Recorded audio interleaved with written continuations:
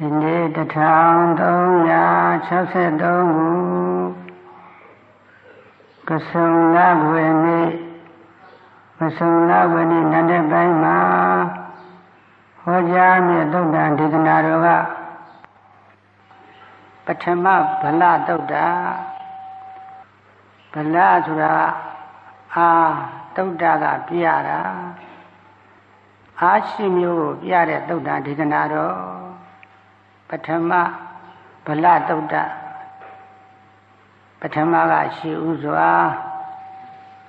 ဗလကရှိမျိုးကိုသုတ္တကပြရတော်မူတဲ့သုတ္တန်တရားတော်တရားနာပိဋကများနဲ့တော့အလွန်လျော်နေတဲ့သုတ္တန်တစ်ခုပဲသုတ္တန်ဆိုတာလည်းတရားနာပိဋကများမကြာခဏနာကြားဘူးလေသုတ္တန်တရားတွေနာကြရတယ်အဲ့ဒီသုတ္တန်ကသုတ္တဆိုတာအထေသူစေတိတိသုတ္တံအထေမိမိအကျိုးသူတစ်ပါးအကျိုးစသည်တို့ကိုသူစေတိပြရ၏ဣတိရမထို့ကြောင့်သုတ္တံသုတ္တမိဣတိဤလော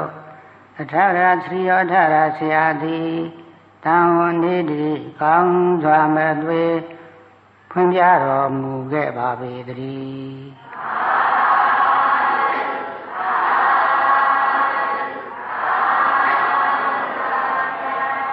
သုတ္တဆိုတဲ့ပါဠိရဲ့အဓိပ္ပာယ်အထာရဆက်ရဖွင့်ပြတာမိမိအကျိုးသူတစ်ပါးအကျိုးစသည်များကိုမြမအကျိုးတမလွန်ကျိုးစသည်များကိုပြတတ်တဲ့အတွက်ကြောင့်အဲဒီပါဠိတော်တွေသုတ္တလို့ခေါ်ရတယ်တဲ့ပထမဗလသုတ္တမြတ်စွာဘုရားယဟန်တော်တွေဟောကြားပါတယ်အဋ္ဌိမာနိဘိက္ခဝေဗလာနိဘိက္ခဝေသံဃာဗေလာမိကိုမြော်တွေထောက်ဆသိမြင်ကြရောခြေတချမီတို့ဗလာနိအာတို့သည်ဣမာနိယထဤရှိပါတို့ပင်ဒီဣတိသောဘဂဝါမြတ်စွာဘုရားသည်ဟောစာကရုဏာရှိပါပညာအပြင်ဟောကြားတော်မူခဲ့ပါပေတည်း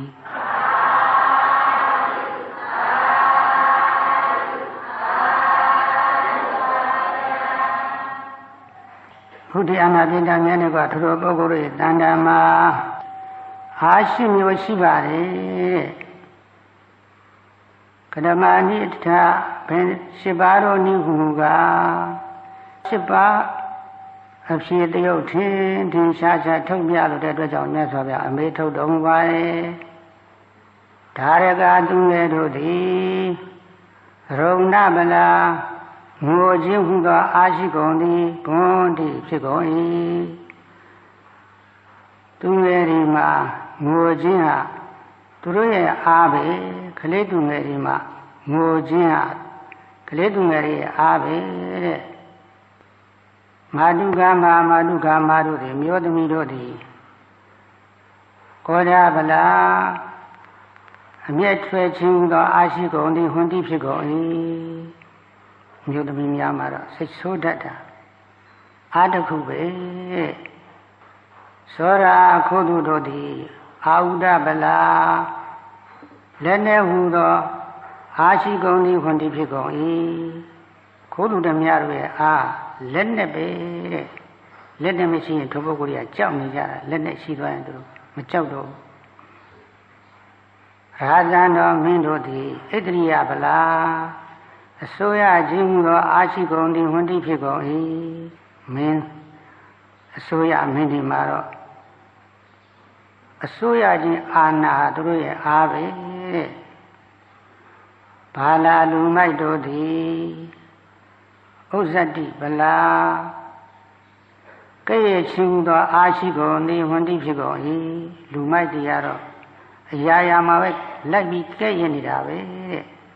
ကဲ့ရဲ့တာများရင်လူလိမ္မာလားလူမိုက်လား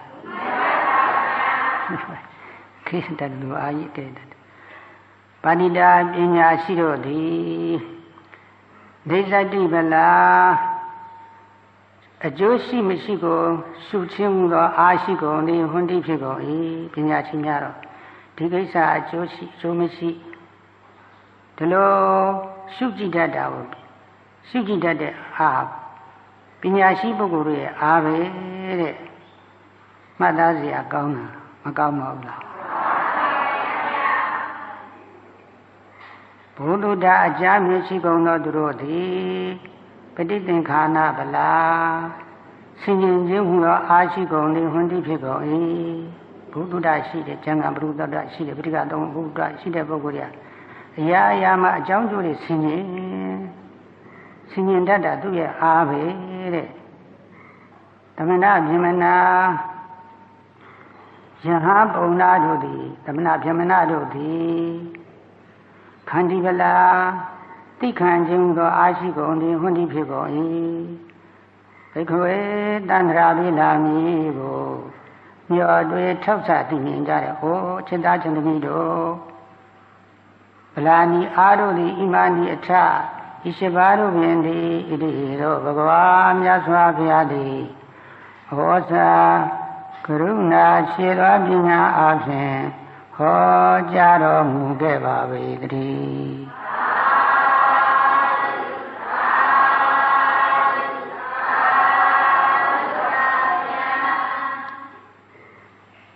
တိဏ္ဍသူငယ်တို့အားဟာငိုခြင်းတဲ့သူငယ်တို့မှာငိုခြင်းအားရှိတယ်တဲ့ဟုတ်တယ်ကလေးသူငယ်တို့သူလိုရှိတာမရရင်ဘာလုပ်ပါလဲငိုတယ်စားကျင်တာလေးမစားရရင်သူသွားခြင်းတဲ့ဒီကိုမသွားရရင်အဲ့ရင်လေချမ်းရင်လေသူ့ဆောင်ချုံပေးဖို့သူငိုတယ်သူ့ရဲ့အားဘာအားလဲငိုတယ်သူငယ်တို့မှာငိုခြင်းဟာမှန်စွာအားမည်သည်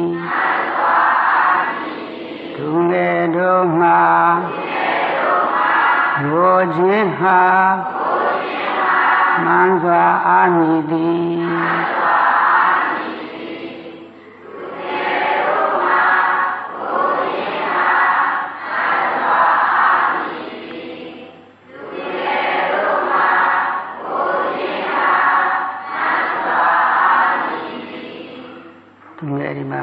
သူတို့ရဲ့အားဆိုတော့ဒီကလေးတဲ့ငိုတဲ့ကလေးပဲနေရာမကျပါဘူးလို့သူ့ကြောင့်စိတ်လုံးမတရားမှုတွေဖြစ်ရမလားဖြစ်ရပါဘူးဘုသူအားသူသုံးနေတာသူအားသူသုံးနေတာကိုကစိတ်လိုက်ညစ်နေကိုပါအောက်သူတွေမဖြစ်ပါဘူးလားဖြစ်ပြီလိုက်သူငိုတာဘာကြောင့်ငိုလဲစားလို့ငိုနေကြွေးလိုက်အဲ့လိုငိုရင်လည်းရက်တောင်လေးခပ်ပေးလိုက်အေးလိုငိုရင်လည်းစောင်းလေးခြုံပေးလိုက်သူ့အားပဲကိုကဖြစ်ပြီးကုသိုလ်မရပါဘူးလားမရတယ်သဘောကြီးကြားနေပါပြီအမျိုးသမီးများမာတုကမလို့သုံးတာဟုတ်အမျိုးသမီးများရဲ့အားကတော့အမျက်ထွက်တာတဲ့မြတ်စွာဘုရားခေါ်တာပဲအမျိုးသားတွေတော့ဘုရားအမျက်ထွက်တာမြန်လိမ့်မယ်ထင်တယ်စိတ်ဆိုးတာအကြောင်းလေးတစ်ခုချင်းချင်းစိတ်ဆိုးအမျိုးသမီးတွေရဲ့တဘာဝပါပဲမြတ်စွာဘုရားဟောတာဆရာတော်ဟောတာလားဒီဆရာတော်ကြီးတို့နှိမ်ခေါ်နေပြီလို့များဖြစ်တယ်မဟုတ်ပါဘူးမြတ်စွာဘုရားဟောတဲ့အတိုင်းဟောရတာအမျိုးသမီးများမှာမြတ်ထွက်တာမှန်စွာအားမည်သည်ယောသမီးများမှာမြတ်ထွက်တာမှန်စွာအားမည်သည်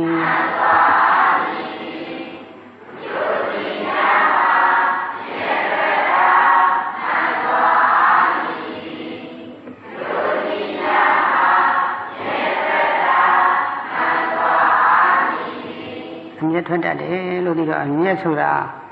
ကောင်းသလားမကောင်းဘူးလားဒီကိုကောက်လိုက်တော့ဒေါသပဲတဲ့မြေသူများသွားတယ်ဒေါသကြီးတာများတယ်ဆိုတဲ့အဓိပ္ပာယ်လည်းမကြနိုင်ပါဘူးလား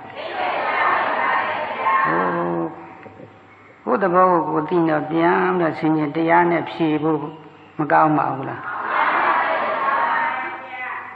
အမြဲထွက်တတ်တော့ဘာနဲ့ဖြေရမလဲဒီဖြေလေးသိဖို့အရေးမကြီးပါဘူးလားမေတ္တာများများပွားဒေါသနဲ့မေတ္တာဟာဖြောင်းဖြောင်းဆန်းခြင်းပဲဒေါသကမီးမေတ္တာကရေမေတ္တာများများပွားဒီအမြဲဒေါသတွေတဖြည်းဖြည်းပျောက်ကင်းသွားမှာပဲတဲ့ဒီရဲ့ပဲဒေါသအမြဲကိုပျောက်ခြင်းတဲ့ဆိုရင်တော့တတိပဋ္ဌာန်တရားလေးပါးဖြင့်ဝိပဿနာတရားအားထုတ်တဲ့မှတ်ချက်တိုင်းအဲ့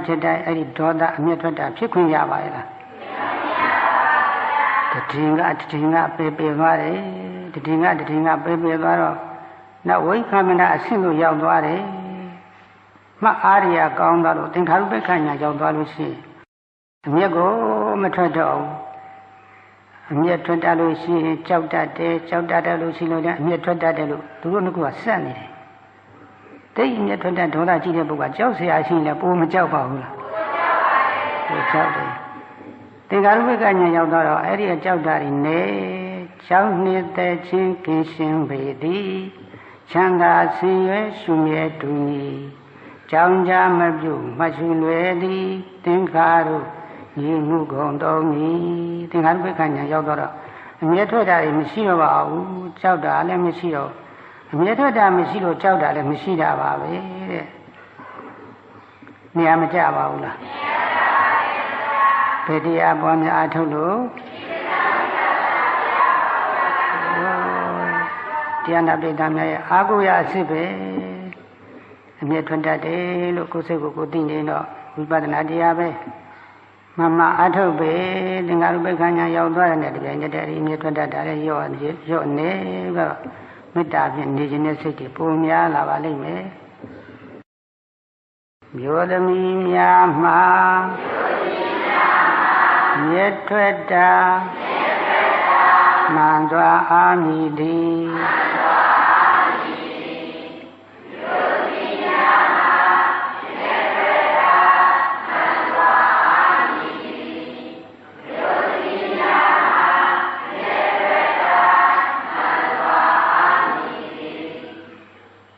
ခိုးတဲ့မြတို့ရဲ့အားကတော့လက်နဲ့ပဲတဲ့လက်နဲ့ရှိမှသူတို့ကရဲတာ哦လက်နဲ့မရှိတော့ရင်မရဲတော့သူတို့လည်းကြောက်တာပဲလက်နဲ့မရှိကြောက်လက်နဲ့ကသူတို့ရဲ့အားပဲလို့မြတ်စွာဘုရားဟောကြားတာမမှန်ပါဘူးလားခိုးသူတို့မှာလက်နဲ့ဟာမှန်စွာအားမည်သည်ခိုးသူတို့မှာလက်နဲ့ဟာမှန်စွာအားမည်သည်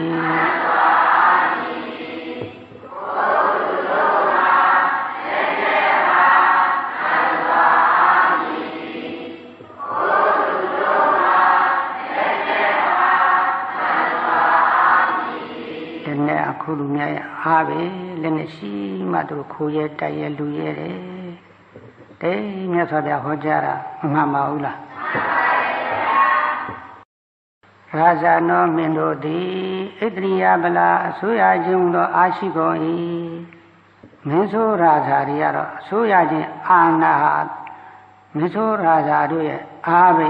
အစိုးရခြင်းအာဏာအသုံးပြုနိုင်ခြင်းဟာမင်းဆိုရာဇာတို့ရဲ့အားတဲ့မင်းဆိုရာဇာဆိုရတာမှန်စွာအားမည်သည်မင်းဆိုရာဇာဆိုရတာမှန်စွာအားမည်သည်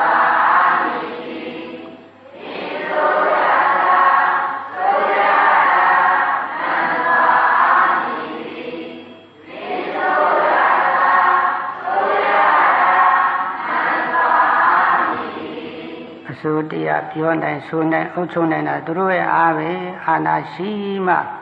တိုင်းပြည်ကိုလည်းတိုးတက်အောင်ဆောင်ရွက်နိုင်တာ哦အာဏာမရှိတိုးတက်အောင်ဆောင်ရွက်နိုင်မှာတော့မလားသူတို့ရဲ့အစိုးရခြင်းအာဏာအားပဲတဲ့မြတ်စွာဘုရားဟောကြားတာမှန်ပါရဲ့လား ပါတယ်အာနာမရှိပါမှလို့ဖြစ်တော့မှမဟုတ်တော့မင်းဆိုရတာရဲ့အာဆိုရခြင်းအာနာအားပဲဘာလာလူမိုက်တို့သည်ဥစ္စတိဗလာကဲ့ရဲ့ခြင်းသောအာရှိကုန်၏လူမိုက်ရဲ့အားကတော့ကဲ့ရဲ့ခြင်းပဲအရာရာမှာပဲကိုယ်ကလည်းကဲ့ရဲ့ခြင်းဒီကလည်းကဲ့ရဲ့ခြင်းဟိုလူအပြစ်တွေမြင်ဒီလိုအပြစ်တွေမြင်လို့ရှိရင်လူလိမ္မာလားလူမိုက်လားအပြစ်တွေပဲလိုက်ကြည့်တာပဲအကျိုးတော့မကြည့်ဘူးတဲ့ဘုဒ္ဓရဲ့လက္ခဏာလေတရားနာပြင်တာတော်တော်သဘောပေါက်တာဟုတ်အပြစ်တွေလားများများပြောနေဒီလိုနေရာမှာကြပါတော့မလားဘယ်ထက်ရောက်သွားဘာလထဲရောက်သွားတယ်မြတ်စွာဘုရားဟောတာတရားနာပြင်တာများသဘောကျပါရဲ့လားလူမိုက်တို့မှာကဲ့ရဲ့ခြင်းဟာမှန်စွာအာမည်သည်လူမိုက်တို့မှာကဲ့ရဲ့ခြင်းဟာမှန်စွာအာမည်သည်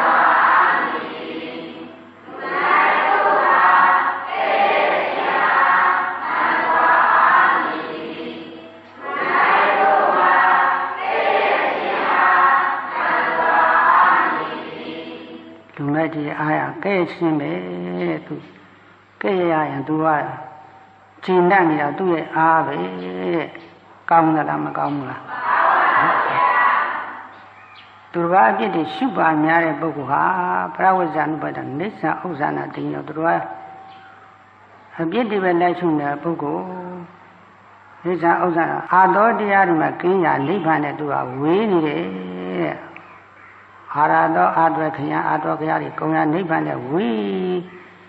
သူရည်အပြည့်ကိုလိုက်ပြီးတော့ကြည့်တဲ့ပုဂ္ဂိုလ်ကနိဗ္ဗာန်နဲ့နီးသလားဝေးသလားနိဗ္ဗာန်နဲ့ဝေးတယ်လူမိုက်ကနိဗ္ဗာန်နဲ့နီးသလားဝေးသလားနိဗ္ဗာန်နဲ့ဝေးသဘောတွေတော့ပေါက်အောင်ပြောပြရတာကိုခေါ်တဲ့ခိုက်တန်တော့သဘောပေါက်အောင်မပြောပြရပါဘူးလားပြရတယ်လူမိုက်တွေကိုတော့တကယ်ကဲ့ရဲ့ချင်လို့တော့မဟုတ်ပါဘူးမြတ်စွာဘုရားဟောတဲ့အတိုင်းမပြောရပါဘူးလားလူမိုက်ကိုရှောင်ခြင်းဖို့လူမိုက်ရဲ့သဘောတွေမသိထားရပါဘူးလားရှောင်ခြင်းမင်္ဂလာမရှောင်ခြင်းမင်္ဂလာတဲ့ရှောင်ခြင်းမင်္ဂလာပဲဒီတော့လူမိုက်ရဲ့သဘောကိုသိထားတော့ရှောင်ခြင်းရတော့မင်္ဂလာဖြစ်တဲ့ကောင်းကျိုးချမ်းသာမျိုးတွေရရှိဖို့ပဲမင်္ဂလာဆိုတာမကောင်းတဲ့အပြစ်ဒဏ်တွေမျိုးမျိုးတွေပျောက်ွယ်သွားပြီးတော့ကောင်းကျိုးချမ်းသာမျိုးမျိုးတွေရောက်ရှိလာတည်တတ်တာမင်္ဂလာတဲ့လူမိုက်ရဲ့လက္ခဏာသိတော့လူမိုက်ကိုရှောင်ခြင်းပြီးတော့နေတော့ကောင်းကျိုးချမ်းသာတွေမရနိုင်ပါဘူးလားပဏိတာပညာရှိတို့သည်နေသတိပလာအကျိုးရှိမရှိကိုရှုခြင်းမှုသောအာရှိကုန်၏ဝန္တိဖြစ်ကုန်၏ပညာရှိများတော့အရာရာမှာဒါအကျိုးရှိအကျိုးမရှိဆိုတာအများအားရှုကြည့်တတ်တယ်အကျိုးရှိအကျိုးမရှိကိုရှုကြည့်တော့အကျိုးမရှိရင်တော့မလုပ်တော့ဘူးစားပွဲတော့ဘုန်းနဲ့အကျိုးမရှိမစားတော့ဘူးအကျိုးမရှိတဲ့အလုပ်လည်းမလုပ်တော့ဘူးအကျိုးရှိတဲ့အလုပ်ကိုရွေးပြီးတော့လုပ်တတ်တာကိုဘာလို့ခေါ်ပညာရှိလို့ခေါ်တယ်ပညာရှိဆိုတာအကျိုးရှိမရှိကိုမြင်တာနဲ့သိအောင်သူဉာဏ်ကထိမိပါတယ်တဲ့တကယ်ပညာရှိကတော့သောတာပန်ဖြစ်သွားရင်တော့တကယ်ပညာရှိပဲပုရုဇဉ်နဲ့တူပါသေးလားတူပါဘူးအရာရာမှာသူကအမြင်ကပို့တော့မြင်တတ်ပါတယ်အကျိုးရှိအကျိုးမရှိထူးခြားသောဉာဏ်ပညာနဲ့ပြည့်စုံတာအရိယာပုဂ္ဂိုလ်သောတာပန်ပုဂ္ဂိုလ်ရဲ့အကုန်တူတစ်ခုပါပဲတဲ့အဲဒီသောတာပတိမဉ္ဇဉ်ဘုံညာရောက်သွားရင်တော့ပညာရှိအစစ်မဖြစ်သွားပါဘူးလားပညာရှိလောကမှာပညာရှိတော့အမျိုးမျိုးတော့ရှိတာပေါ့လေမြတ်စွာဘုရားတရားဒေသနာတော်ရသောတာပတိမဉ္ဇဉ်ဘုံညာတို့ရောက်သွားတဲ့ပုဂ္ဂိုလ်ကတော့ပညာရှိအစစ်ပဲတဲ့ပညာရှိမှကျိုးရှုတာမှန်စွာအာမည်သည်ပညာရှိမှကျိုးရှုတာ မှန်စွာအားမည်သည်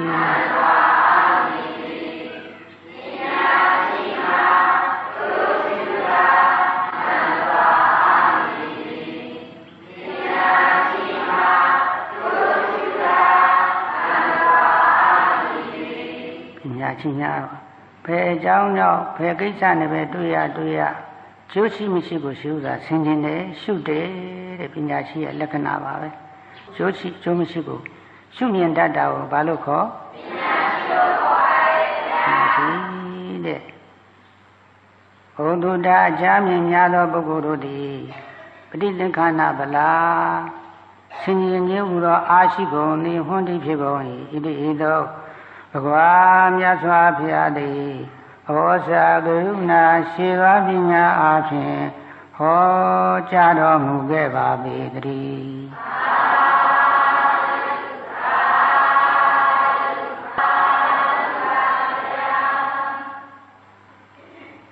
ဆင်ခြင်ခြင်းဟာ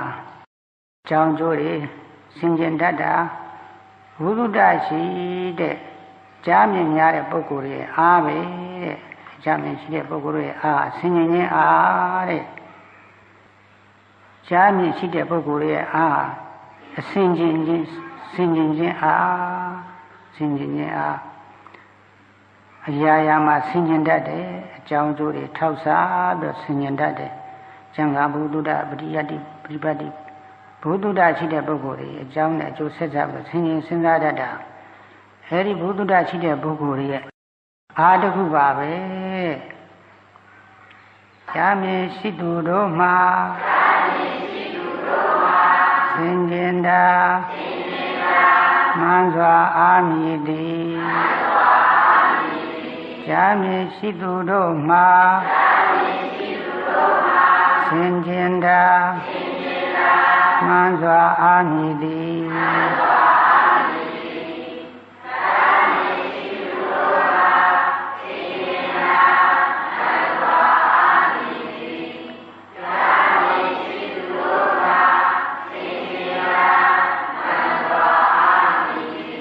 ကြားမြင်ရှိသူတို့အားဆင်ခြင်ခြင်းအားပဲလို့မြတ်စွာဘုရားဟောကြားပါတယ်တဲ့တိတ်မှန်ပါတယ်ကြားမြင်ဘုဒ္ဓရှိတဲ့ပုဂ္ဂိုလ်အရာမှာဆင်ခြင်တတ်တဲ့အကြောင်းကျိုးမှန်ကန်စွာသိအောင်အမြဲတမ်းဆင်ခြင်တယ်တဲ့သူရဲ့အားပဲတဲ့တမနာပြမနာတို့သည်ယဟန်ပုံနာတို့သည်ခန္တီပလာတိခံခြင်းသောအာရှိကုန်သည်ဟွန်းတိဖြစ်ကုန်၏ဣတိဧသောဘဂဝါမြတ်စွာဘုရားသည်ဩဇာကရုဏာရှိသောပညာအားဖြင့်ဟောကြားတော်မူခဲ့ပါပေတည်း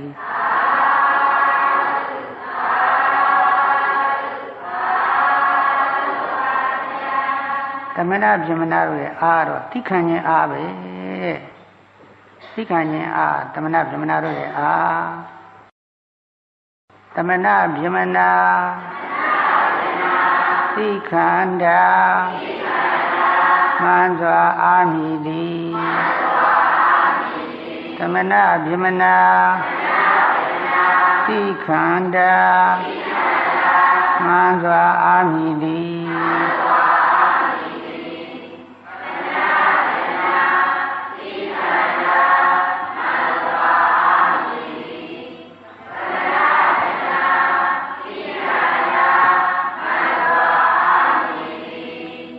သမဏဆိုတာကကိလေသာသမေတိတိသမနောကိလေသာကိလေသာတို့သမေတိငြိမ့်စေတတ်၏ဤဇသမတို့ကြောင့်သမနောသမဏမိသမဏယဟန်ဒီသာသနာတွင်ရပုဂ္ဂိုလ်တို့သမဏလို့ခေါ်တာမများပါဘူးလားဘာလို့သမဏလို့ခေါ်တာလဲကိလေသာတို့ကိုငြိမ့်စေတတ်တဲ့အတွက်ကြောင့်သမဏတဲ့ဗြဟ္မဏဟူသောအမျိုးမျိုးကျမ်းဂန်ဆရာတွေကဖွင့်ပြကြတယ်ဗြဟ္မဏတွေကအမျိုးမျိုးရှိပါတယ်တရားနာပိဋကများလည်းဗြဟ္မဏထဲမှာပဲပါဝင်နေတယ်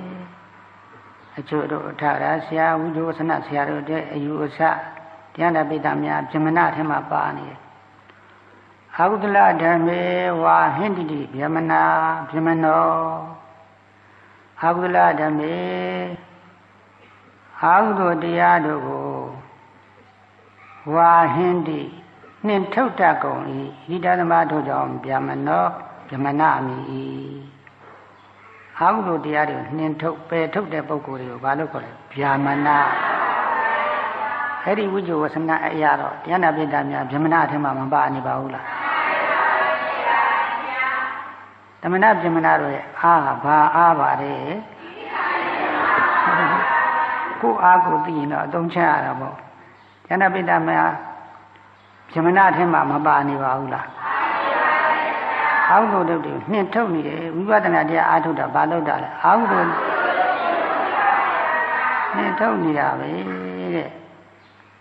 သီလတွေစောင့်တည်ထားတာလေအာဟုတို့တွေနှင်ထုတ်နေတာပဲဝိပဿနာတရားအားထုတ်တော့မှတ်ချက်တိုင်းအာဟုတို့တွေနှင်ထုတ်နေတာပဲလောဘကိုလည်းဖြစ်ခွင့်မရအောင်နှင်ထုတ်လိုက်ဒေါသကိုလည်းမောဟကိုလည်းနှင်ထုတ်တဲ့အာဟုတရားတွေနှင်ထုတ်တဲ့ပုဂ္ဂိုလ်ဗျာမဏတရားနာပိဋကများဗျာမဏအထက်မှာမပါနေပါဘူးလားပါနေတော့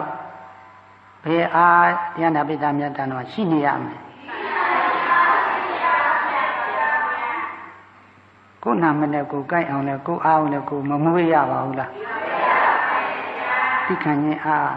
တရားနာပိဋကများနဲ့ရဟန်းတော်တန်ဃာတော်များအားပဲယောဂီများရဲ့အားအကြီးဆုံးအားသိခံခြင်းအားပဲလို့ဆိုလို့ရင်အဓိပ္ပာယ်ပါပဲတမနာဗျမနာသိခန္ဓာမှန်စွာအာမိသည်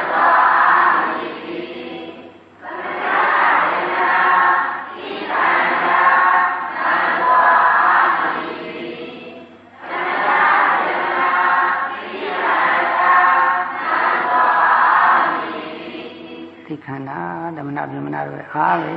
တဲ့တိတ်မှန်တာပဲသိခံလို့ချင်းအရာရာမှာကိစ္စလေးရပြီးမြောက်သွားတာပဲသိမခံရင်တော့ချက်ချင်းလိုပဲကိစ္စဥပါဒ်ပြဿနာတွေလည်းပေါ်လာတတ်တယ်ဆန့်ကျင်ဘက်တွေလည်းပေါ်လာတတ်တယ်ကျန်တာပိဋကမလည်းဘုဒ္ဓရှိထားပြီးသားပဲသိမခံရင်ချက်ချင်းပြဿနာတွေမပေါ်လာတတ်ပါဘူးလားပြဿနာတွေပေါ်သိခံခြင်းရဲ့အကျိုးနဲ့သိမခံခြင်းရဲ့အပြစ်ကိုလည်းမြတ်စွာဘုရားကိုယ်တိုင်ဟောကြားခဲ့ပါတယ်အချိန်ကခတ်တူတို့နဲ့တရားတွေများများဟောခြင်းတော့စောင့်ဖို့ပဲဆိုကြစို့သိခံခြင်းရဲ့အပြစ်သိခံခြင်းရဲ့အကျိုးအရင်ဆိုရအောင်ရှေကေယံရှင်အပြစ်ကင်းกว่าမတွေ့ပါဒီကနတ်ပြည်ရောက်ရသည်ချစ်ခင်ရန်ရှင်အပြည့်ကင်းกว่าမတွေ့ပါဒီကနတ်ပြည်ရောက်ရသည်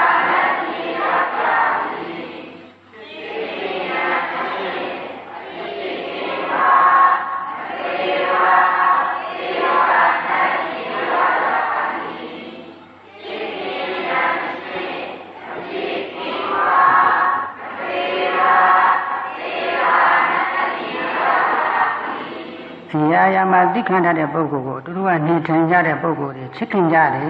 တဲ့မချစ်ခင်ပါဘူးလားယံတွေလည်းယံဘက်တွေလည်းရှင်းနေတတ်ပါတယ်တဲ့သိခံတဲ့ပုဂ္ဂိုလ်ယံသူယံဘက်တွေမနေပါဘူးလားသိမခံတိုင်းတော့ပြောင်းပြန်တော့ထင်ရှားနေပြီထင်တယ်ဒီမှာသိခံတော့ငါတမတိနဲ့ဆက်ထိမခံဘူးဆိုရင်ဆောင်ရတဲ့ပုဂ္ဂိုလ်ပြဿနာတွေမချခဏပေါ်လာတတ်တယ်မပေါ်လာတတ်ပါဘူးလားပေါ်လာတတ်တယ်မတွေ့ပါတဲ့ဒီကဏိကာလမှာမတွေ့မွေကောင်းတဲ့အာယုံမိတွေထင်းပြီးတော့သိရတယ်တဲ့သိပြီးတဲ့နောက်ကာလနတ်ပြည်ပဲရောက်ကြတာများပါတယ်တဲ့အကျိုးတရားမြတ်စွာဘုရားကိုယ်တိုင်ဟောတဲ့အကျိုးတရားပါပဲချစ်ခင်ရန်ရှင်အပြည့်ကင်းกว่าမတွေ့ပါဒီကနတ်ပြည်ရောက်ရသည်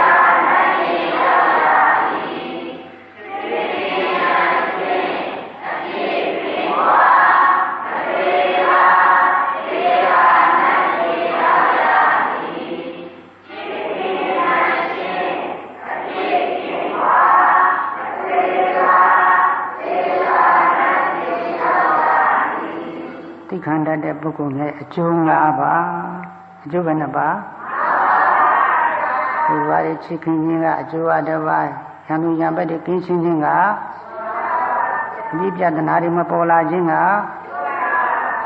ဒီကနေ့မှမတွေ့မွေသိရတာကဒီပြီးတဲ့နောက်ကာလမှာနတ်ပြည်သို့ရောက်ရတာကတဲ့တိမခန္ဓာတဲ့ပုဂ္ဂိုလ်ရဲ့အပြစ်တွေလည်းမြတ်စွာဘုရားဟောကြားပါတယ်အပြစ်ဒီမှာပို့တော့သိခံဖို့အားရှိလာတတ်တော့မြတ်စွာဘုရားကျိုးနဲ့အပြစ်နှမျိုးလုံးဟောကြားပါတယ်မချီရန်ပွား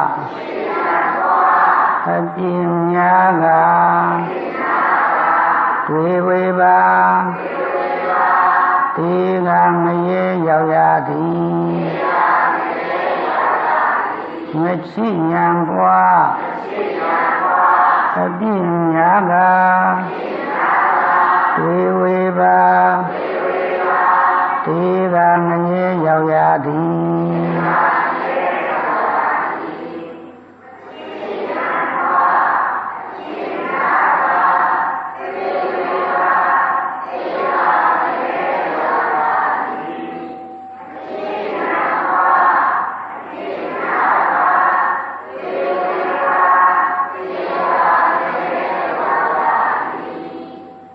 ခန္ဓာတဲ့ပုဂ္ဂိုလ်ရရမှာဘယ်ဟာမှသိမခံဘူးမိမိဘက်ကအဲ့ဒီမှာတခုမှအနှစ်နာမခံဘူးကိုကကြီးပဲအတာရမှာသိမခံတတ်တဲ့ပုဂ္ဂိုလ်သူတို့ကချစ်မလားမချစ်ဘူးလားမချစ်ဘူး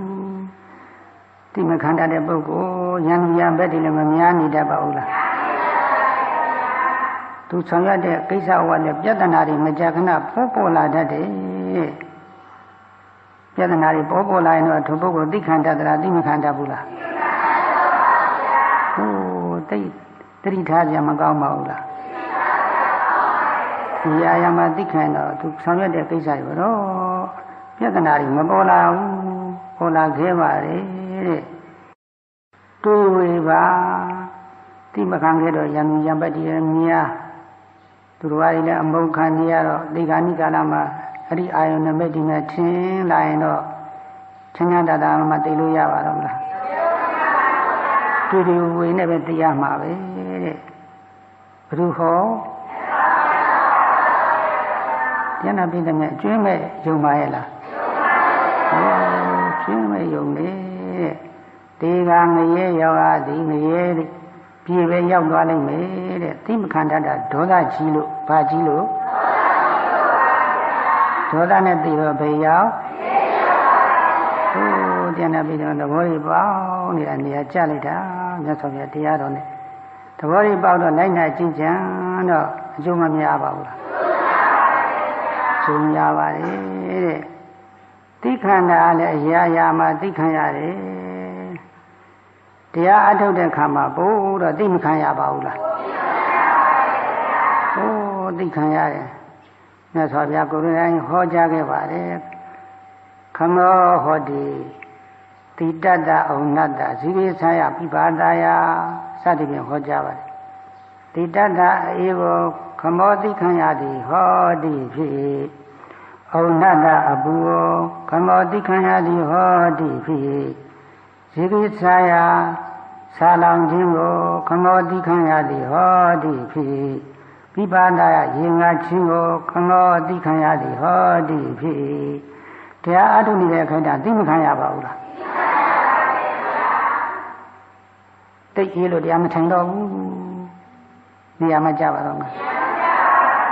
အေးဒါလေးနည်းနည်းအေးတာနဲ့မထိုင်တော့ဘူးတရားနဲ့အေးလာပြီနည်းနည်းလေးပူတာနဲ့ပူလို့မထိုင်တော့ဘူးနေရာမကြပါဘူးဆုံးစားရနဲ့ဒီချိန်တော့မတက်တော့ဘူးခန်းထဲမှာပဲစားပြီးစားနေတော့မယ်နေရာမကြပါတော့ဘူးရေငတ်တာနဲ့ခဏခဏရေထတောက်နေမယ်နေရာမကြပါဘူးအဲ့ဒါတွေမြတ်စွာဘုရားအကုန်သိခံရမယ်တဲ့တရားလူချင်းလို့ရှိရင်အေးလည်းသိခံနိုင်ရမယ်တဲ့အပူလည်းသိခံနိုင်ရမယ်စားလောင်တာလည်းသိခံနိုင်ရမယ်ရေစားဘတော်ကိုစားလောင်နေတာလည်းသိခံရမယ်ရေစားတာကိုလည်းသိခံရမယ်တဲ့တိတ်အေးတော့လည်းသိမခံနိုင်ဘူးဗျဘယ်နှများလောက်ရပါမလဲ တိတ်ပူတော့လည်းတိတ်မခံနိုင်ဘူးဘယ်လိုများလုပ်ရပါမလဲဘယ်လိုများဆင်ခြင်ရပါမလဲတိတ်ဆာနေတော့လည်းတိတ်မခံနိုင်ဘူးဘယ်လိုများဆင်ခြင်ရဘယ်လိုများနှလုံးသွင်းရပါမလဲတိတ်ရင်ကနေတော့လည်းမအောင်နိုင်ဘူးဘယ်လိုများနှလုံးသွင်းရပါမလဲမလိုအပ်ပါဘူးလားဒါရဆရာဒီကဆရာတွေကဖွင့်ပြပါတယ်အေးဒီတိမခံနိုင်တော့အောင်ဖြစ်လာပြီဆိုလို့ရှိရင်ဟိုးအတိတ်ဒီဘောကဖြစ်ခဲ့တဲ့အကြောင်းကိုပြန်နှလုံးသွင်းခြင်းကိုသိခံအေးကြီးရဲဆိုတာလည်းသိတယ်ကဘာနှစ်ခုကြားမှာရှိနေတဲ့အဲ့ဒီအေးရအလုံးလုံးအေးတာပဲအဲ့ဒီအေးဒီခံနေနှစ်ရက်တန်းနဲ့တည်းအခုလိုတရားအထုတ်တဲ့ကဘာကြောင့်အေးကိုမခံနိုင်ရမှာလဲဒီငရေမှာကြားနေတော့အပူတွေခံနိုင်ရတဲ့နဲ့အခုဘာလို့တင်မခံနိုင်ရလဲဘယ်ငရေမှာလွတ်ကြောင်းဖြစ်တဲ့တရားအထုတ်တယ်ဘာလို့အပူဓာတွေမခံနိုင်ရမှာလဲစာလုံးမုတ်သိချင်းတွေမခံနိုင်တော့ဖြစ်လာရင်လေတင်ပြိတ္တာဖြစ်စဉ်ဘဝတော့တဘဝလုံးငတ်ခဲ့ပြီးတော့အခုတရားအထုတ်တဲ့ခါကျဒီလောက်ဆရာလေးကိုတင်ဘာလို့သိမခံနိုင်ရတာလဲလို့ဟိုအတိတ်ဘဝအကြောင်းကိုပြန်ဆင်ခြင်ပြီးတော့သိခံရမယ်တဲ့လောကန္တရိငရဲဆိုတာရှိတယ်လောကနှစ်ခုရဲ့အကြားမှာလုံးလုံးအေးရဆိုပဲအေးကိုသိမခံနိုင်တော့ရင်သိမခံတော့စိတ်ထဲမှာဖြစ်လာရင်သင်လောကန္တရိငရဲမှာခံခဲ့စဉ်တော့ဒီမြအစပေါင်းထောင်တောင်းမကအေးကိုသင်ခံခဲ့ရနိုင်ခံနိုင်တာနဲ့သင်အခုဘာလို့တရားအထုတ်နေကြတယ်မခံနိုင်ရမှာလေဆင်ញင်ပေးရမယ်အပူဓာနဲ့သိမခံနိုင်တော့သင်ငရဲမှာကြာနေဆိုဒီရဲ့အစပေါင်းများစွာအပူတွေကိုသင်ခံခဲ့ပြီးခံခဲ့ရပြီးအဲ့ဒါတွေခံနေတာနဲ့အခုတရားအထုတ်နေတဲ့အခိုက်အတန့်ဒီအပူလေးကိုသင်ဘာလို့မခံနိုင်ရမှာလဲဆင်ញင်ပေးရမယ်တဲ့သိဆာလောင်မို့သိလာရင်လေသင်ပြိတ္တာဖြစ်စဉ်ဘဝတော့တဘဝလုံးအငတ်ခံလာပြီးတော့အခုဒီလောက်ကလေးသင်သိမခံနိုင်ဘူးလားဆင်ញင်ပုံလေးတွေအထာရဆရာကျမ်းဂန်ဆရာများဖွင့်ပြတာမိဖို့မကောင်းပါဘူးလားနှလုံးသွင်းသွားပြီဆင်ញင်တယ်ဒန္တမကတဝရတပတရိတပသမ္ပတနာမဲ့ဆင်ញင်လေးကြိုက်တဲ့ခါလဲဒီလိုပဲဆင်ញင်ပေးရမယ်မဆင်ញင်တော့အောင်ပြင်းထန်လာပြီဆိုလို့ရှိရင်တော့သင်တရိစ္ဆာန်ဖြစ်စဉ်ဘဝကမှတ်ခြင်းလေးတဘဝလုံးကြိုက်ခံခဲ့ပြီးတော့အခုတရားအထုနဲ့ကြိုက်တာလေးမှတ်ခြင်းလေးကြိုက်တာသင်ဘာလို့အသိမခံနိုင်တာလဲကိုဆင်ញင်ပေးရမယ်တဲ့ဆင်ញင်ဖို့ဆင်ញင်နည်းလေးတွေကောင်းလို့ပါပဲဆင်ញင်တဲ့နည်းနဲ့သိခံတာကျမ်းဂန်ကိုဖွင့်ပြတာတရားနာပိဋကများတော့ရှုမှတ်မှုနဲ့သိခံရင်တော့ပုံမကောင်းပါဘူးလားရှုမှတ်မှုနဲ့သိခံတာတော့ကောင်းဆုံးပဲတရားတွေလည်းတက်သိခံနိုင်သွားမယ်ဆိုရင်တရားဥဒ္ဓမြတ်တောင်ရသွားတဲ့သိအေးလာတဲ့အခါလဲဒီအေးတာကိုပဲပြန်မှတ်ရပါဘူးလားအေးတာအထင်ရှားအေးတာပဲပြန်မှတ်ရမှာပဲအေးတယ်ပဲမမှတ်ရပါဘူးလားဝိပဿနာတရားရှုမှတ်တယ်ဆိုတာပေါ်ရထင်ရှားရအောင်ရှုမှတ်ရတာ哦အေးတာကပေါ်လာတော့ထင်ရှားတော့အေးတာပဲပြန်မမှတ်ရပါဘူးလားအေးတယ်ပုံမှာတမာတိဖြစ်လာတဲ့အခါပိုအေးတာပြန်ရော့သွားတာပိုအေးတာပြန်ရော့သွားတာမသိလာတတ်ပါဘူးလားအဲလိုသိလာပြန်တယ်အေးတဲ့သဘောကိုသိသွားတော့မှတ်အားတွေပိုမကောင်းလာပါဘူးလားအေးတာတစ်ဆက်တည်းအေးနေတာမဟုတ်ဘူးပိုလည်းအေးတယ်ပြန်လည်းရော့တယ်လို့သိသွားတာအေးတာရဲ့သဘောကိုသိတာပါပဲတဲ့သဘောကိုသိလို့ရှိရင်စကားချွတ်မှလို့ဆိုရင်ဓမ္မရင်းညာအားကောင်းတဲ့အမြာအေးဓာလေးရဲ့ပြောင်းလဲမှုကိုသိကြရတာပါပဲဥရိယပြညာအရင်ပိုင်းလို့ရောက်သွားတဲ့အခါအေးတယ်လို့မှလည်းအေးဓာလေးကပေါ်ပြီးတဲ့ပြောက်သွားပေါ်တာနဲ့ပြောက်တာတွေကပိုထင်ရှားလာတတ်ပါတယ်တဲ့ပေါ်တာကဖြစ်ပြောက်သွားတာကဖြစ်သွားတာပဲတဲ့ဘင်္ဂညာတို့ရောက်နေတဲ့ယောဂီပုဂ္ဂိုလ်ကြတော့အေးတယ်လို့မှပေါ်တာမထင်ရှားတော့ပြောက်သွားတာပဲထင်ရှားတယ်ဘယ်နေရာကအေးနေမှလည်းမသိတော့ဘူးခန္ဓာကိုယ်ဘယ်နာအေးနေတယ်လဲတိတ်မထင်ရှားတော့အေးတယ်လို့မှအေးတဲ့သဘောလေးရခနဲ့ပြောက်သွားတိမခံသွားနိုင်ပါဘူးလားတိခံသွားနိုင်ဝိရိယပြညာအရင်ပိုင်းရောက်မယ်တိခံသွားနိုင်ပုံနဲ့ပြောက်ပုံနဲ့အေးတာတွေတစ်ဆက်တည်းမဟုတ်ဘူးပုံနဲ့ပြောက်သွားတော့မြင်ကြတော့ပေါ်တာနဲ့ပြောက်တာဖြစ်တဲ့နဲ့ပြက်တာကိုပဲအထူးသိအောင်မှတ်နေရတော့အေးတဲ့တံကိုဒီလောက်မခံရတော့တိမခံသွားနိုင်ပါဘူးလားဘုရားညာတို့ရောက်သွားတဲ့ခါကျတော့ ပေါ်ရာမထင်ရှားပြုတ်ပြုတ်သွားတာမလိုက်တနေ့ရခနဲ့ကုံပြက်မလိုက်တနေ့ရခနဲ့ကုံပြက်သွားတာမြည်အေးတာကိုအထူးသိခံသွားနိုင်ပြီညာတက်တဲ့ပုဂ္ဂိုလ်တွေညာရင့်ကျက်တဲ့ပုဂ္ဂိုလ်တွေကျတော့အေးတယ်လို့မှတ်လိုက်အေးတာလည်းရခနဲ့ကုံပြက်မတ္တိစိတ်ကလေးလည်းကုံပြက်အေးတာလည်းမမြဲဘူးမတ္တိစိတ်လည်းမမြဲဘူးမထင်လာပါဘူးလားကုံပြက်တဲ့အထင်များအားကြီးတော့နှိမ့်ဆက်နေတကယ်လို့ဆင်းရဲပါလားဆင်းရဲပါလားဆိုတော့ဗမာလိုပါဠိလိုကြတော့ဘယ်လိုကုံပြက်နေတဲ့ဆင်းရဲဘယ်လိုများကားကွယ်လို့ရပါလိမ့်မယ်ဘယ်လိုများကားကွယ်လို့မရဘူးသူတော်တိုင်းသူကုံပြက်နေတဲ့နေတာပဲကိုဆိုးမရပါလားကိုဆိုးမရပါလားဆိုတော့ဗမာလိုပါဠိလိုကြတော့နိစ္စဒုက္ခအနတ္တဉာဏ်ကြီးပိုင်းတော့ဉာဏ်စဉ်ကြီးအစဉ်တက်ပြီးတော့အေးတယ်လို့မှတ်ရင်းနဲ့ပဲတရားတွေလည်းမရသွားနိုင်ဘူးလို့ဆိုမှဆိုနိုင်ပါမယ်ဆိုနေနိစ္စဒုက္ခအနတ္တဉာဏ်ကြီးပိုင်းသွားတဲ့အခါမိတို့ရဲ့ပါမီအားတွေတရားဥဒ္ဓမြတ်တွေရသွားနိုင်တယ်တဲ့ပူတဲ့အခါမှလည်းဒီတိုင်းပဲဘယ်လိုမှတ်ရမလဲပူတယ်ဒါမှပုဂ္ဂိုလ်တွေကတော့အိုးပူတာကိုပူတယ်မှတ်နေတာဘာများထူပါလိမ့်မယ်လို့ဝိပဿနာဉာဏ်အခြေခံမရှိတဲ့ပုဂ္ဂိုလ်တွေကတော့ထင်ရင်လည်းမထင်ပါဘူးလားပူပါတယ်ဆိုတော့ပူတယ်မှတ်လို့ဘာထူးမှလဲလို့သူတို့ထင်နေမှာပေါ့ကျန်တဲ့ပိဋကများတော့မထူးပါဘူးလားပူတယ်မှတ်တယ်တမားကြီးညာအတင်းအားရှိတာကပူတာပြန်ရော့သွားတာမသိလာတတ်ပါဘူးလားပူသွားပြန်ရော့သွားပူသွားပြန်ရော့လာတော့ဝဲသိမယ်တော်တော်နေရာကြပြီပူရဲ့သဘောကိုသိပြီးသွားတယ်သဘောသိသွားပြီဆိုလို့ရှိရင်သဘောတိမာဥဒယဝေယမြင်နိုင်သည်သဘောသိပြီလို့ရှိရင်ဥဒယ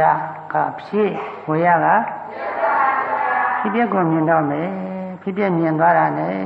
အေးကိုသိခံသွားအပူကိုသိခံသွားနိုင်တဲ့အဆင့်ပထမအချင်းတို့ရောက်သွားပေါ်တာထင်ရှားတာကိုပဲမမှတ်ရပါဘူးလားခန္ဓာကိုယ်ကြီးကတိတ်ပူနေတယ်ပူတာလည်းမခန္ဓာအောင်ပူနေတယ်ပူတာအောင်မမှတ်ဘူးဖောင်းနေပိန်နေပဲမှတ်တယ်ဖောင်းနေပိန်နေကြီးရောက်သွားပူတဲ့ဒီလည်းတခါစိတ်ကပြန်ရောက်လာခဏမငြိမ်ဘာဖြစ်နေတာပါလဲစိတ်တွေပြန်နေရင်သမာဓိဖြစ်သလားမဖြစ်ဘူးပူတာကသိချင်ပူတာကိုပဲစူးစိုက်ပြီးတော့ပူတယ်မမှတ်ရပါဘူးလားသူကမထင်ရှားရင်တော့ဖောင်းတယ်ပိန်တယ်မှတ်ရမယ်ဟောထင်ရှားအားကြည့်ရင်တော့ပူတာကိုပဲမှားတဲ့ခုပြောခဲ့ပြီးတဲ့တိုင်ပထမသုံးတော့ပူတာပြန်ရော့သွားတာသိရမယ်ဒုတိယအဆင့်ကျတော့ပူတာလေးဟာပေါ်ပြီးတဲ့ပျောက်သွားပေါ်ရတာကဖြစ်ပျောက်သွားတာကဒုတိယအဆင့်ပေါ်တာပျောက်တာတွေတွေ့လာရင်ယောဂီကမှတ်အားတွေပုံမကောင်းပါဘူးလားနာမှုစာပြီးသွားပြီပေါ်တာကဖြစ်ပျောက်သွားတာဖြစ်ကိုမြင်တော့ပူတာကတော့အဓိကမဟုတ်တော့ဖြစ်တာကိုသိအောင်ရှုမှတ်နေရတာအဓိကဖြစ်တော့ပူတာကိုမှတ်တိစိတ်ကလွမ်းမိုးသွားပါဘူးလားနည်းငယ်သိခံသွားနိုင်ပြီနောက်ဆင်ကမှလို့တမာရီညာနဲ့ဆင်ရဲကျအားရှိထက်တန်လိုက်တာဘင်္ဂညာတို့ရောက်သွားတဲ့အခါပူတယ်လို့မှတ်လိုက်ရင်ပူတာလေးကရစ်ကနေကုန်းပြက်တာတွေပဲမြင်ရတော့သိမခံနိုင်ပါဘူးလားခံနိုင်တယ်နောက်တမာရီညာဆင်ရဲကျအားရှိထက်တန်လိုက်တာပူတယ်လို့မှတ်လိုက်ပူတာလေးလည်းရစ်ကနေကုန်းပြက်မသိစိတ်လည်းကုန်းပြက်ပူရလည်းမမြဲဘူးမှတ်သိစိတ်လည်းနှိစ္စပါလားကုံပြတ်တဲ့လင်းမြန်အားကြီးတော့နှိစ္စနေတကယ်လို့ဖြစ်လို့ဒုက္ခပါလားဘယ်လိုကုံပြတ်နေတဲ့နေ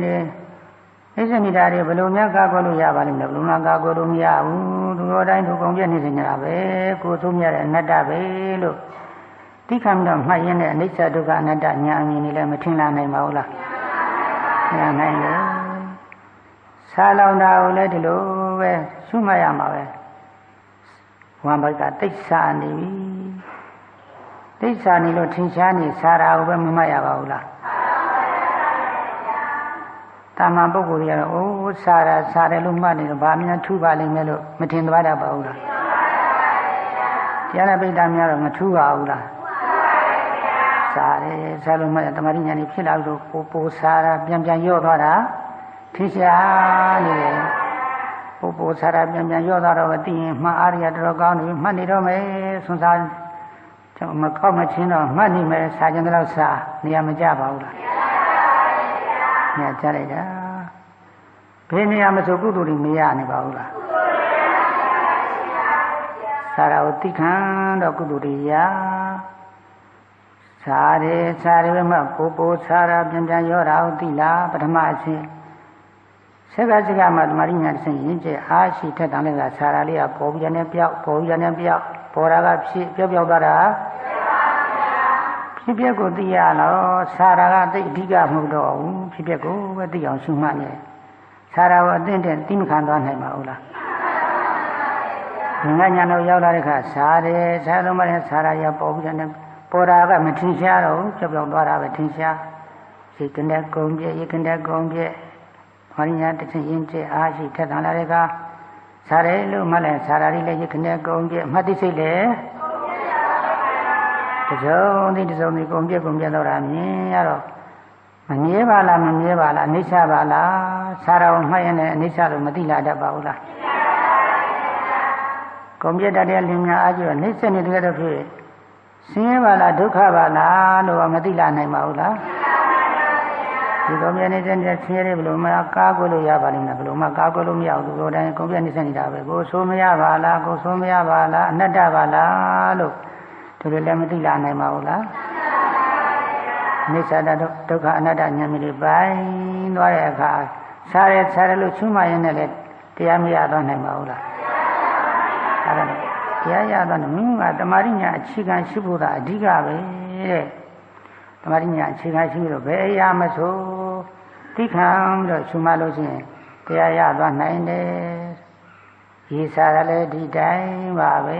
ပဋ္ဌိနေကြိုက်တဲ့ခါမှလည်းဒီတိုင်းပဲသိခံပြီးတော့မှတ်နေလို့ရှိရင်တရားရည်စဉ်းတယ်ပြီးတော့တရားဥဒ္ဓမဲ့တရားသွားတယ်ဒန္တမကလဝါရတပတတိတပသံဖတ်တန်တံမြတ်စွာဘုရားဟောကြားတယ်ပဲချင်းနေကြိုက်တာနေဘူးလို့ဘူးရဲ့ဓာန်တွေကိုခံရတယ်လေအဲ့ဒါကိုလည်းသိခံပြီးတော့ဝိပဿနာရှုရမှာပဲတဲ့ကျန်တဲ့ပိဋကမဲ့လည်းဆွမ်းနေတဲ့လောက်တော့မရှုနေကြပါဘူးလားရှုနေကြတယ်အယုတ်ဆုံးတစ်ဖြင့်တော့တဲ့အသက်ကိုပါသွားလိုက်အောင်ဒုက္ခဝေဒနာတွေပြင်းထန်လာရင်လည်းရှုရမှာပဲတဲ့အသက်တည်လောက်တဲ့ယောဂဝေဒနာပေါ်လာရင်လည်းရှုရမှာပါပဲမြတ်စွာဘုရားဟောကြားတယ်ပါဏဟရအသက်ကိုဆောင်းသွားလောက်အောင်ပြင်းထန်တဲ့ဒုက္ခဝေဒနာတွေခန္ဓာကိုယ်မှာထင်ရှားနေသိခံရမှာပဲသိခံပြီးတော့မှတ်ရမှာပဲတဲ့တရားနာပိဋကများသဘောတော့ပေါင်းနေပါတယ်ဝေဒနာကိုလည်းသိခံတော့မှတ်နေကြရတာပါပဲဝေဒနာကိုရှုမှတ်ပုံနေတော့မကြာခဏနာကြနေရတယ်အတင်းတော့ပြည့်စုံသွားပါပြီဆောင်းပုဂ္ဂလိတွေပြန်ဆိုတော့တရားဆုံးတရားအောင်သူငယ်တို့မှာငိုခြင်းဟာမှန်စွာအာမည်သည်ဆိုကြအောင်သူငယ်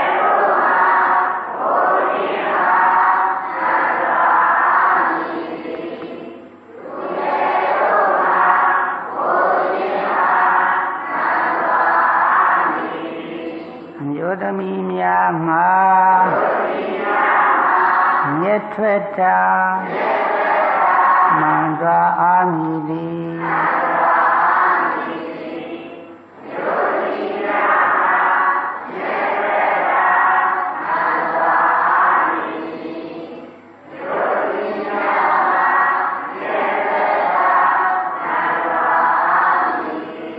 ခိုးသူများမှာ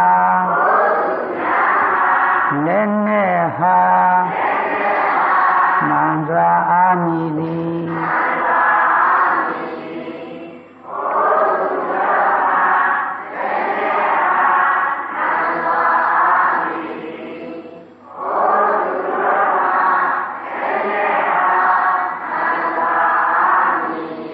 မင်းဆိုရာဇာဆိုရတာမှန်စွာအာမည်သည်မ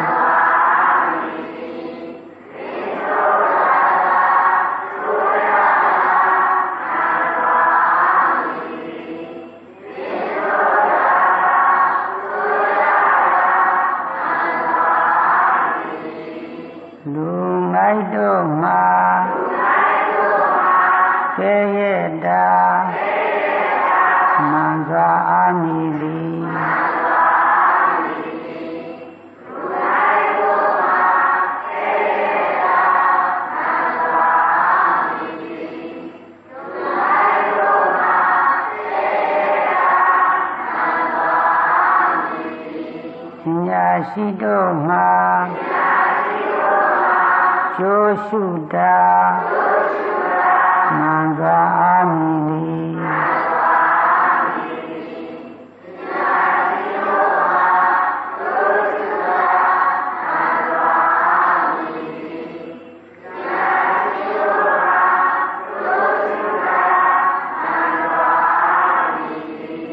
ချမ်းမြေရှိသူတို့မှာ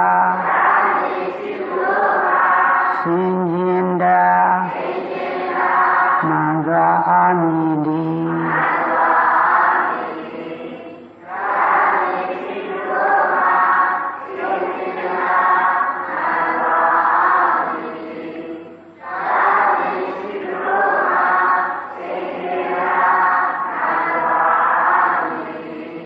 သမဏဗြဟ္မဏသိခန္ဓာမှန်စွာအာမည်သည်